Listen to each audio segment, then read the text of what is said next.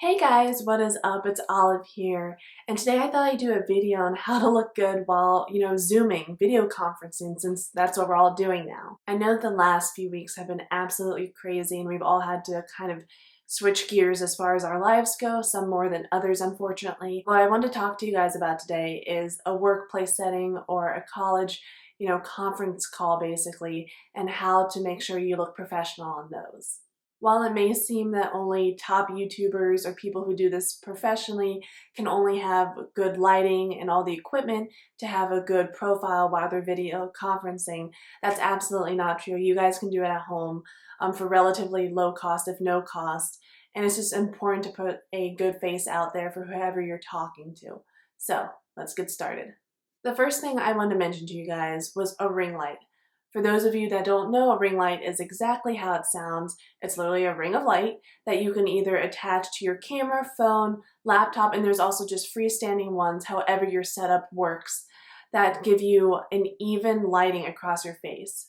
If you've ever been in a dressing room where there's harsh light overhead and it's showing shadows in all the places you don't want, or light coming from your feet up to your face and you have that kind of ghostly thing going on, that's not what you want for a video call.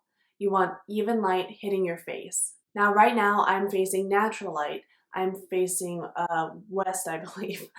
So I get all the afternoon sunlight, all that natural light. And so if you can, natural light's your best bet. But if you don't have natural light, a ring light's a really good option. And even if you do have natural light, I would still suggest it because it really just helps to even out, the lighting hitting your face. Another thing that I wanted to talk about was your distance from the camera. So if you guys are using a laptop or phone or however you're using to, conference call, make sure you're a good 1.5 to 2 feet back.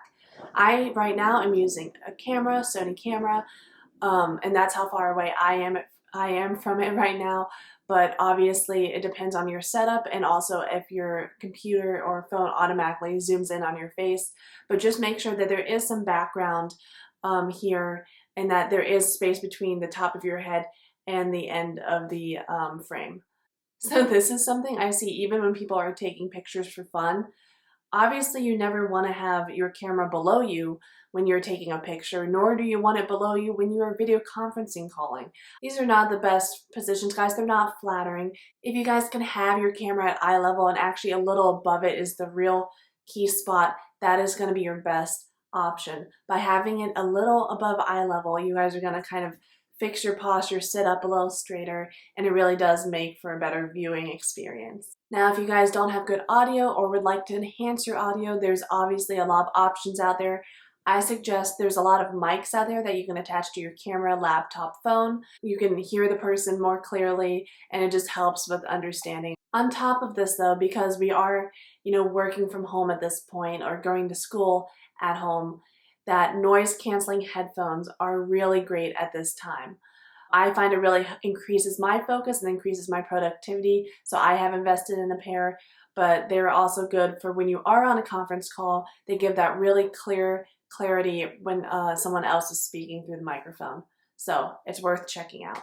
Now, as far as presentation, best to try to avoid really noisy patterns like paisley and stuff because you want the attention to be on you and not what you're wearing. So neutral colors are the best. A little bit of print is fine, but just make sure it's not distracting from the real value of the video, which is what you're saying.